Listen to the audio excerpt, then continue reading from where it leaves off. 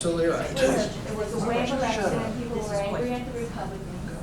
And so they voted out Tom Craddock, who was a conservative and the first Republican He was. speaker since the 19th century. And Tom was very heavy-handed on how he was wanting to do things Okay. from And the Joe House. Strauss isn't heavy-handed? No, he has not been heavy-handed with me. He never once, the only time he asked me where I was going to be on a bill was on the water bill. And when I said I'm going to be for the water plan because I think infrastructure and water is important to my district, that was the only time I heard from him on that. Now, when I call Scott Turner up and say, Scott, I want to talk to you about what you're going to do policy-wise, and I don't get a call back for months, and I'm one of the 150 who get to vote on it, but he has time to go to districts, do fundraisers, do rallies, but he doesn't have time to talk to members about what his objective is. I said, what do you want to do different, Scott? Do you want to make sure that there's no Democrats as chairman? I had Tracy King, Democrat of Uvalde's, who was my chairman of Ag and Livestock, did a fantastic job and helped lead that committee fine. I mean, why? Because 90% of what we vote on is not partisan. And so we had I think we had a very good session on Ag and Livestock. How many died? And so I asked Scott, how many are you going to make sure that no Democrats are chairman? Can we take Tell me, questions please, now? tell me. Will you answer questions now and just let people ask I'm you finishing questions? talking about why that I don't think Scott is the right person. Because he won't call members back and tell them why he wants to do So something.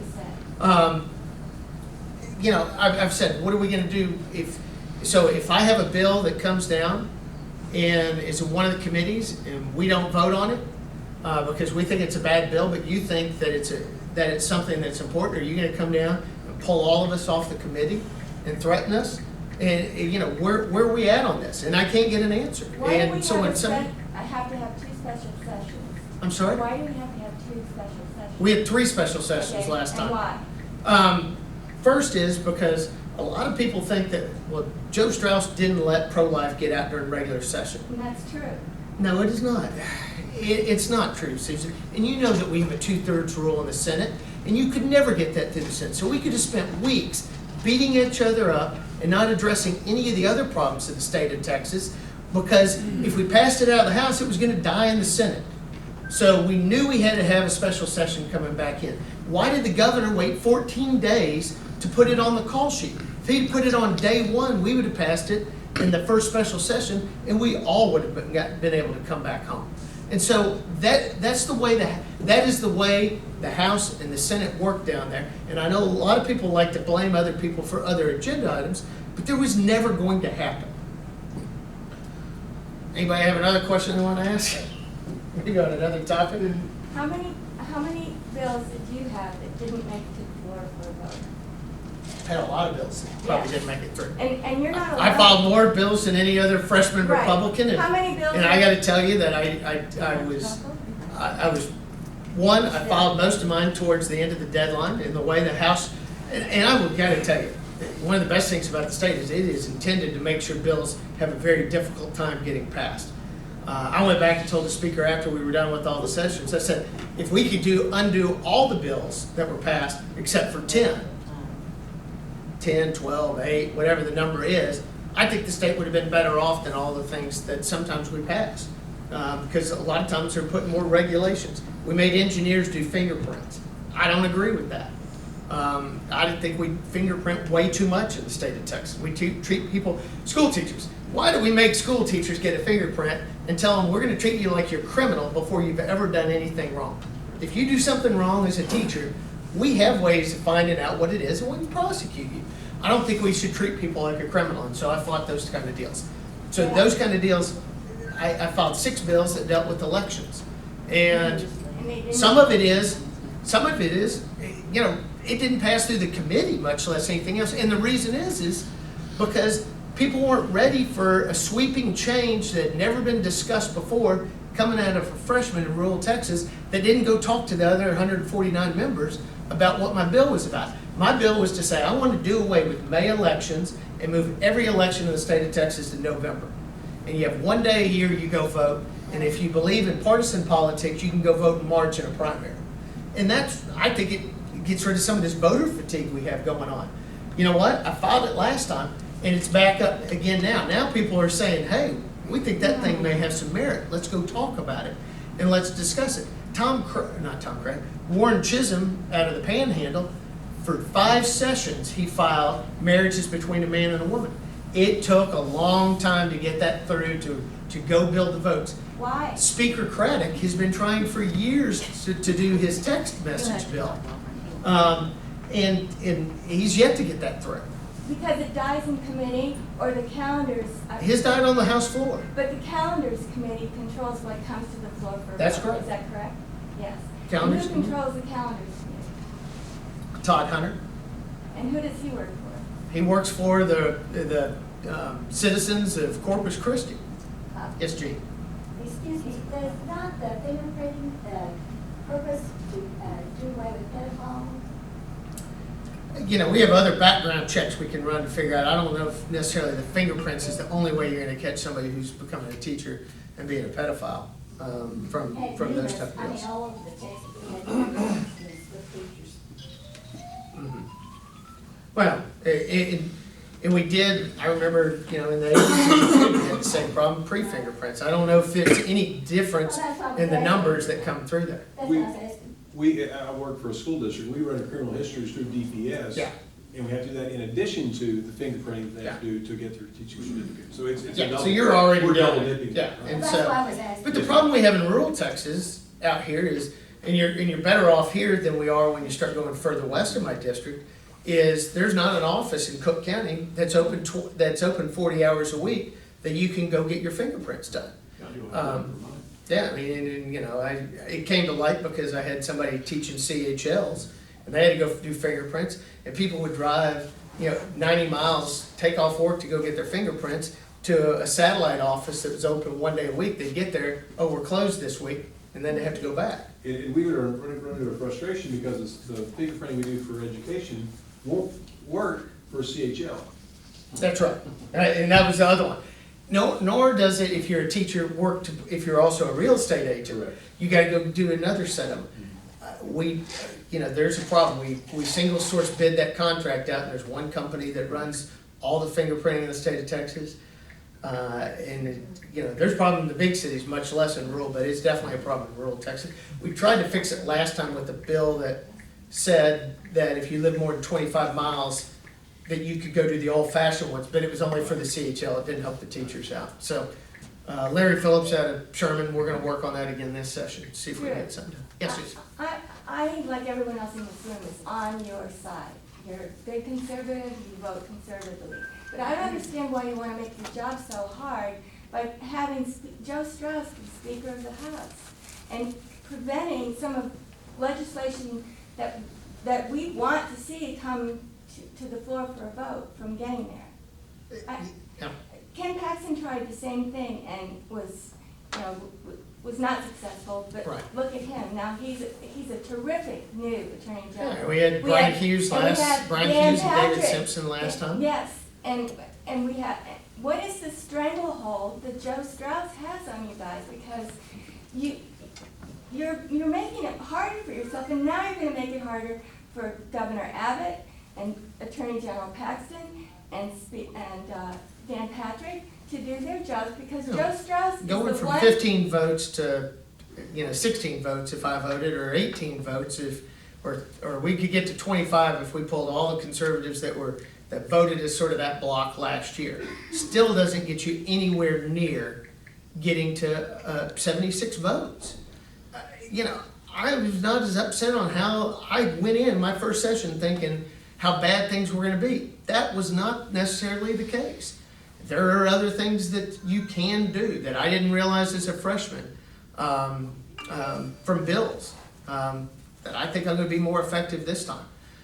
We can keep changing everybody out we can term limit everybody every single time, and you will be run by the bureaucrats in the lobby. You can go talk to the folks in California that will tell you that that's the problem with That's what you with that used on deal. me when I asked you why you voted against it, because of what California does.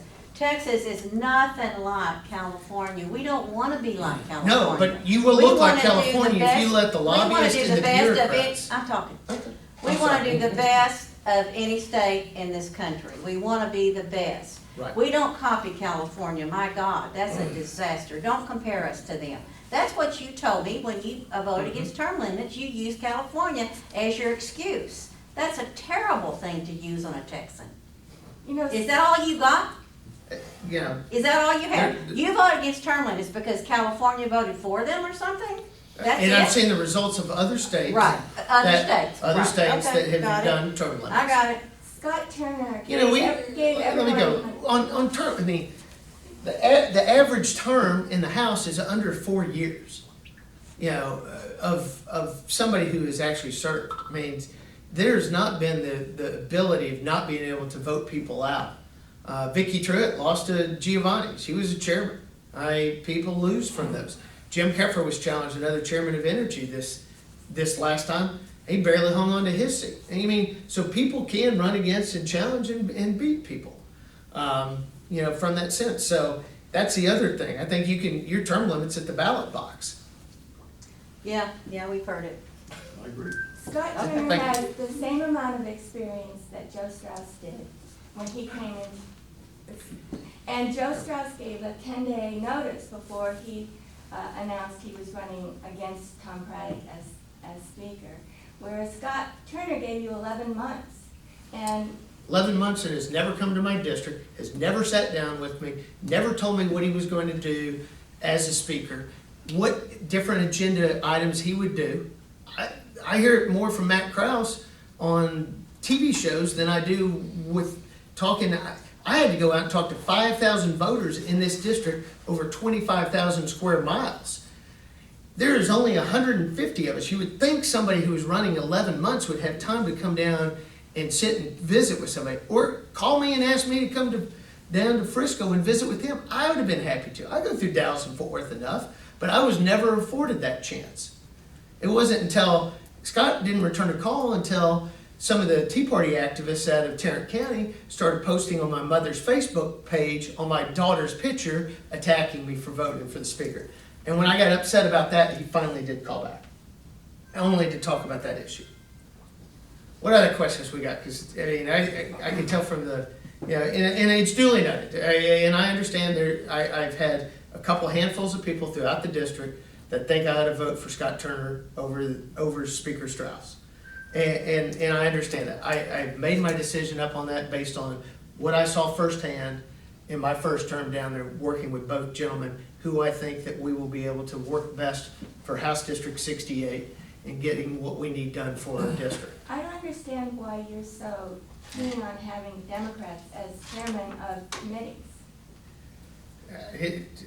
What I said was, How many Scott are- hasn't told me what we would have. How many Democrats are committee chairs? I hadn't gone through and counted. Do you have like I'd ballpark? probably say we're probably a third and 2/3, and that's about the makeup of the House. And do you think that's good? You know, once again, there are so many committees that are not partisan committees that aren't state affairs that deal with abortion. Our head of state affairs is a Republican. And so Byron Cook is the chairman of that committee, and he is a Republican. That is where the most controversial items go through. Head of appropriations that sets everything from that standpoint was a Republican. Ways and Means that sets the taxing policy was all done by a Republican. Yes, I served with 2 Democratic chairmen in land and resource management, and we dealt with eminent domain issues. And I can tell you, we didn't have any issues that came up to where it was an R and a D type of deal. Same thing happened in ag and livestock. Now, the makeup of the committee was predominantly Republicans on both of those committees. So there's not a committee that wasn't all, didn't have a majority of Republicans in it. But So we- if the Democrats are trying to put a bad bill through, we've got the ability to kill it. I had to tell guys in ag and livestock that, guys, man, I love my farmers and ranchers, but I am not going to give you preferential treatment by 7% more price and give you a crutch where you can't compete in the free market. I'm just not going to do it, even though I'm pro-ag. And I made sure that bill didn't get out of committee. And so, we put an end to it. But we know that Austin is blue, right? Right, oh, there's no doubt. It's the blueberry and tomato soup. Yeah. And Austin is where our seat of government is, and we're And we're always fighting the blue part of the state. Yeah, there's 4 state representatives out of Austin, 3 of them are Democrats, one of them's a Republican. And we deal with that, but, you know, I think, you know, we look at $1 billion tax credits that we did last session. Most of those go into small businesses. If we go back and look at the period that Strauss has been in, it's the least amount of growth in the state than has been under any other speaker, including Tom Craddock.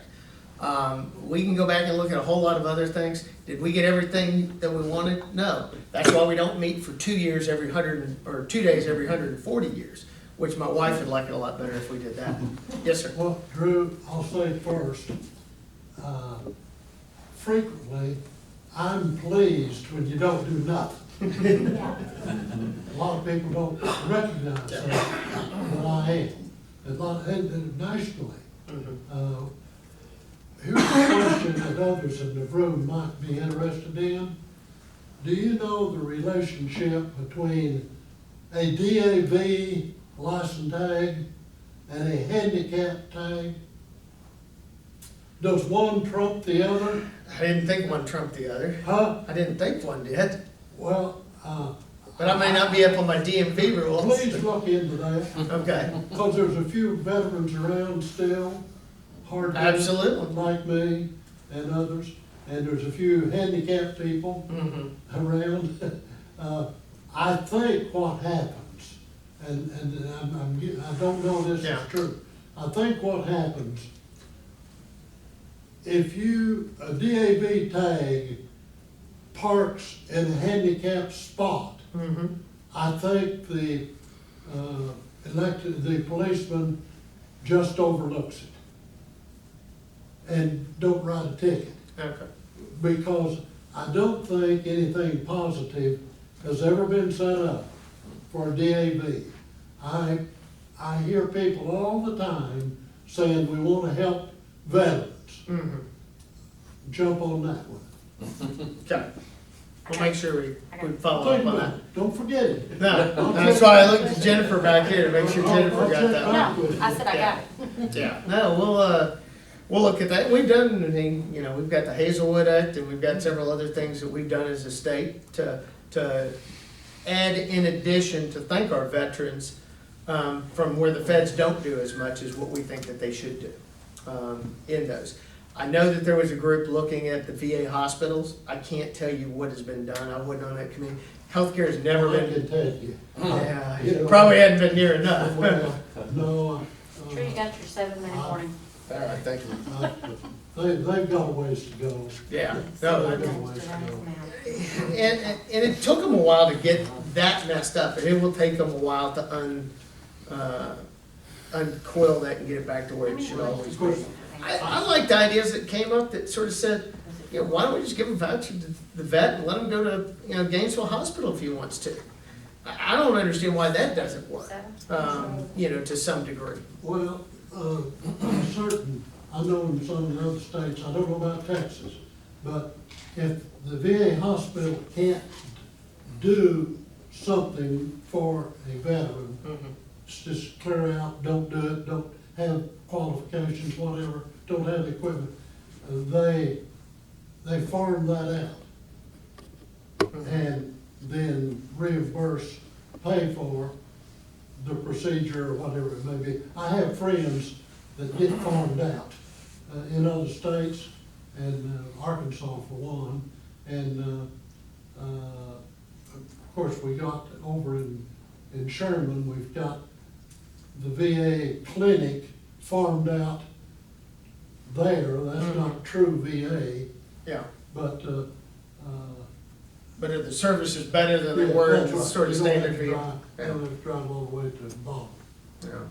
But But, anyway, I'm qualified for both the handicap flag and the DAV thing, and I have not been able to get anybody to answer me Yeah. on why you need both. Well, it's not the matter of why I need both. If I park with the DAV, Yeah, am I gonna get a $250 fine? we'll figure that out. I think that that does need to be cleared up, but I tell you, there was something that came up on those handicap tags and of course, you know, my wife's in a wheelchair and has been for 25 years, and so she's got one because she doesn't like having it on her license plate because she thinks it makes her a target. Yeah. And so they've been talking about putting pictures on it, because part of the problem is, you know, we lost a bag at a football game here a month ago, and her handicap tag was in it because she was rode down with somebody else.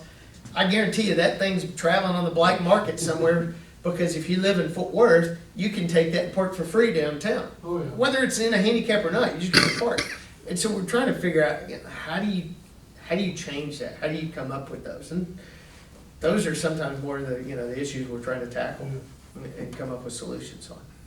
Thank you. No problem. But, yes, sir. Can you tell me what's, with all the water issue, as far as the groundwater conservation district, is there anything, any laws that are, excuse me, bills being looked at to give the groundwater conservation district some teeth where the courts have taken it away? I can't tell you that I know there's gonna be some, folks that are gonna be filing those. There will be people who will fight those, especially when it comes into the use of ag or traditional, what use has been. That's where a lot of those challenges have been in it. You know, water's gonna be one of these tougher ones coming through, because when you start running out, it doesn't quickly get priced to what the market should be to figure out who's in the business. But my biggest thing, and the reason I've always stood by the right of capture, is I get a guy in half of my district in West Texas, you know, if they pay $5,000 an acre for irrigated cotton land, and somebody wants to come and say, no, we're gonna stop you from being able to use that to irrigate your cotton, and now your land is worth $500 an acre, that is a taking. You have took what they had in that respect. Now, if the people in Lubbock want to value the water they buy that would come out of that cotton field at enough to say it's better for me not to grow my cotton and sell my water, then that's a different story. But that the market's going to fix. But it's difficult, because I had the conversation with the commissioner today, and I got guys out there in other towns, and we can say, well, look, you've got to do this, and your water bill is going to go up $10 a month. They go, man, nobody wants to pay that. Of course, nobody wants to pay that. We kept hearing this. But they all still had their iPhones walking around and everything We else. kept hearing this when we actually started Yeah. charging groundwater conservation fees from the people growing grass, let's say. Yeah. You're gonna break us. Well, they Yeah. got $1 per acre foot of water. Yeah. 364,000 gallons, they can dump it for $1. Yeah. You know, as a tax, which is, it Yeah. didn't break them, let's put it like Yeah. that. No, They no. didn't even have to increase their fees. My problem is have people serve on a board of directors to make decisions on this type of thing, and tell them you have to do this, and then when it comes down to. You have no teeth to having make it to back happen. them. No, You know. I talked to Tracy Messler over in Dakota a whole bunch on these issues, and I realize it's a very difficult situation on how you do that. I think more along the lines are, we're gonna try to figure out how do we protect some of the other water resources we have, and how do we explore others. Brackish water is a prime example in that. Big. You know, if you got 2,000 parts per million, which some people actually drink, we shouldn't be using injection wells to poison that water to where we never can use again. And we've got to be able to figure out where is that threshold that you can intelligently use it. I was all for figuring out how do we incentivize people to start fracking with reuse water versus using fresh water. I talked to Marathon Oil, and this is almost a year and a half or so ago. 85% of the water they were using in the Eagle Ford was reuse water. I said, well, what do you have to do to get to 100%? She goes, well, we can't, because the landowners are forcing us to get the contract to do the oil, that we have to use their fresh water and pay them for that fresh water.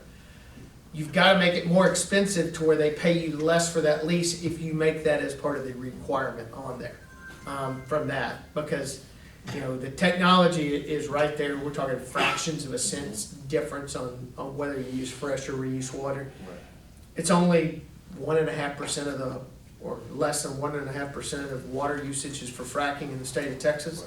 That's all fine if everybody was in the same big puddle, but when you're in Montague County and 30% of the water usage in Montague County is for fracking, it's a whole different story in there. And the same goes for Wheeler County up in the Panhandle. Well, I don't have a problem with using the water, I have a problem with what you're talking, reintroducing the water that's never gonna be used for anything Yeah. else into No, our. no, that I do think that there's a lot of traction to be able to make sure we're protecting, because, you know, that Natural Resources Committee has really been looking at alternatives, and brackish water and desal plants is gonna be part of the solution going forward. I hope you'll look at those items and back them as they, Yeah. as they see. Absolutely.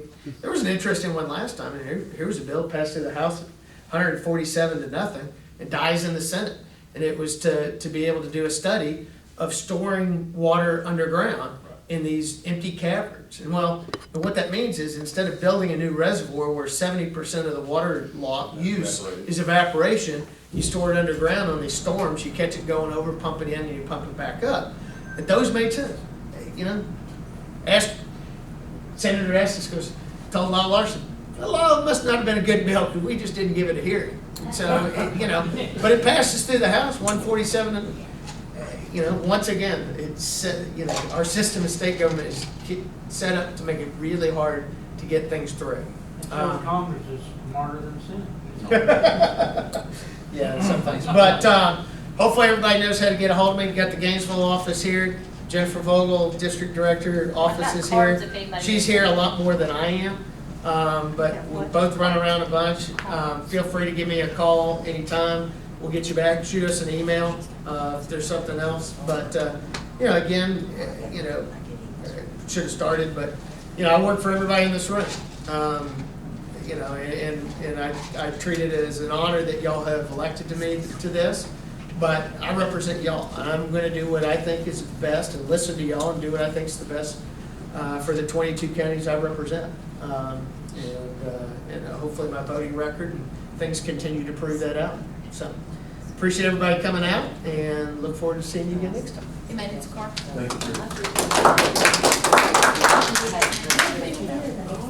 Come get me so I can.